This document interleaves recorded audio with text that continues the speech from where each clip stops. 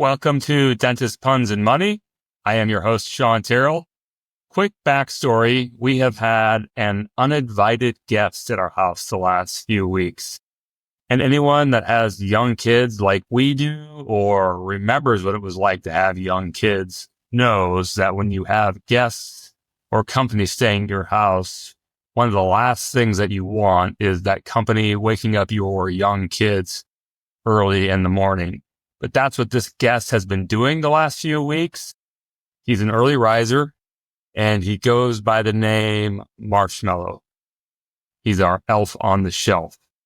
And if you happen to be listening or watching with young ears around right now might be a good time to hit pause and revisit this episode later. So I don't have any spoilers. Or I guess this would be your spoiler alert. So the point being, with the elf on the shelf, the weeks between Thanksgiving and Christmas are really busy under normal circumstances. And if you're like us right now, every night we're having to figure out what hijinks Marshmallow is going to get into the next day. So it's just sort of one more thing to think about with the craziness of the holiday season.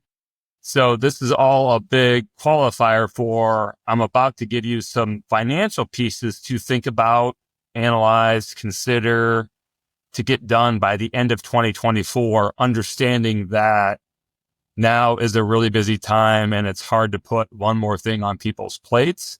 I probably should have gotten this episode out back in November, but I was too busy talking about all my strokes. So maybe next year I will get this end of year episode out a little bit earlier. But then again, I have found that sometimes the more time people have for things, the longer they stall. So the fact that this episode should be dropping with just about 2 weeks to go to the end of 2024, and the fact that Christmas and New Year's being in the middle of the week this year sort of make those weeks a little bit of a wash. This might be a really good forcing mechanism to try to get a few things done by the end of the year. And stick around till the end of the episode where I will give you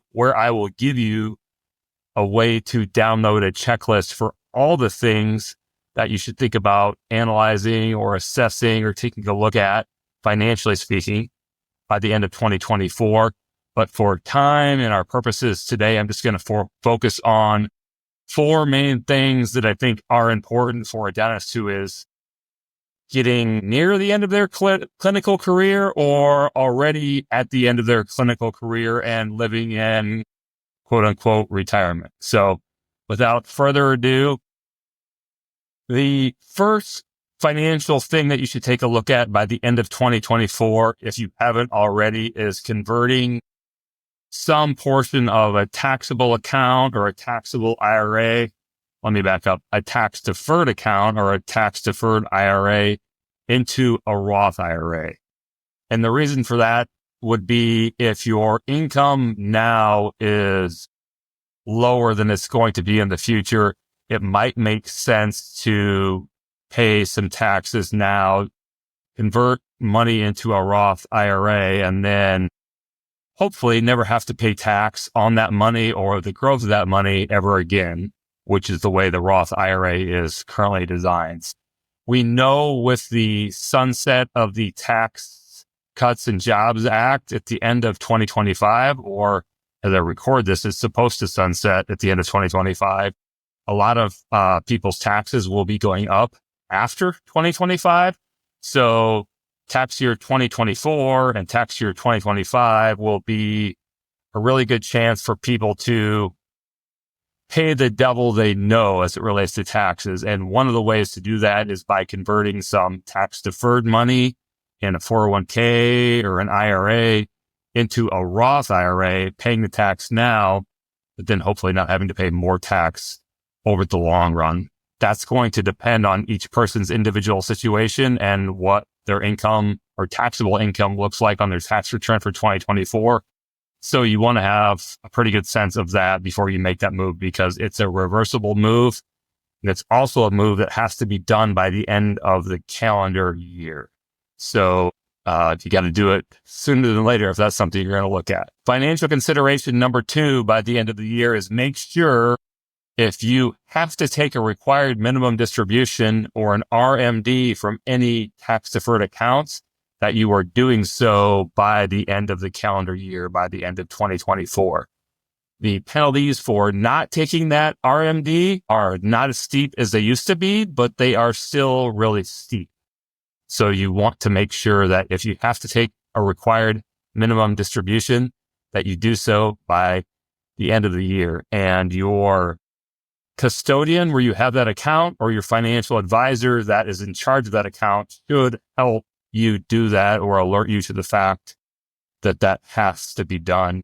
You should already be working on that if you haven't done so already, because a lot of the processing dates for these withdrawals are coming up very, very soon as I record this. So hopefully you're getting that RMD done. And the rules and the ages that people have to take an RMD have changed a lot in the last 5-10 years. Make sure if you're around age 70, 75, that you are very aware of how the new age minimums have changed relating to your situation. And make sure you understand how RMDs differ from different types of tax deferred accounts like 401ks, IRAs, 403bs, things like that. And do not forget about the required minimum distributions that may be due if you have inherited an IRA from a non-spouse, a parent, or another relative that left you a tax deferred IRA. There might be some minimum distributions that you have to take this year, depending on the circumstances surrounding when that IRA and how that IRA was inherited. Consideration number 3, financially, by the end of 2024, is take a look at tax loss harvesting if you have taxable investment accounts. Very broadly speaking, the market has done very well in 2024, which means a lot of people have gains in their accounts. And depending on the account, there's probably some securities or companies in there that have not done as well in 2024 for whatever reason. So there's a way to offset the taxes that may be due on some of those gains by harvesting losses in the accounts that haven't done as well, or the companies that haven't done as well. There's also a way to carry forward some of those losses to future years, or offset your income this year with losses from previous years. So just pay attention to some options that you might have for tax loss or tax gain harvesting at the end of the year. Finally, number 4, I told you I was going to hit 4. This one's a little bit longer, but just check what your threshold is income-wise on some of the big things towards the end of the year, like how close you are to a different tax bracket, how close you are to the net investment income tax, how close you are to jumping from 15 to 20% on the rate for long-term capital gains, or how close you are to jumping into a surcharge on Medicare, depending on what your income is. And if you are really close to any of those thresholds on going over and potentially having to pay more on taxes or surcharges, there can be ways proactively to avoid that if you take action by the end of the year. A couple of those ways might be contributing to a health savings account to lower your taxable income if you have the ability to do that, and making sure that's maxed out with the catch-up contribution if you're over 55.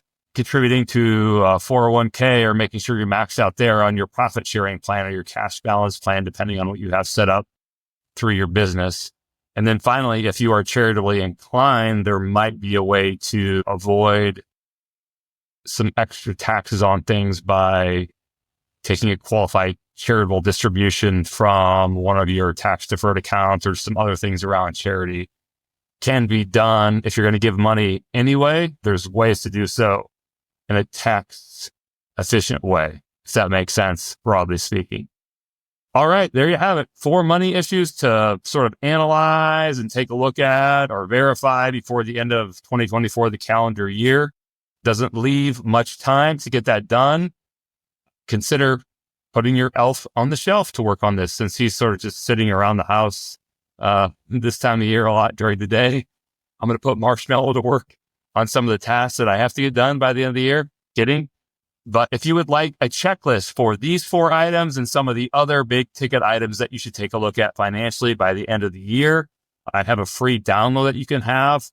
If you're listening to this on a podcast app, go to the show notes and click on episode resources, and that will take you to a link where you can download 2024 end of year considerations checklist. If you happen to be watching this on YouTube, go to the Dentist Exit Planning YouTube channel, click on one of the main links there, and that should take you to that same place where you can download the 2024 year-end financial checklist. Yeah, that's sort of all I've got as we sort of wrap up 2024. Hope that helps. Hope you are maybe got the ball moving on some of those things already. But hope that checklist helps you out. I'm going to go check on Marshmallow before he gets into any more mischief.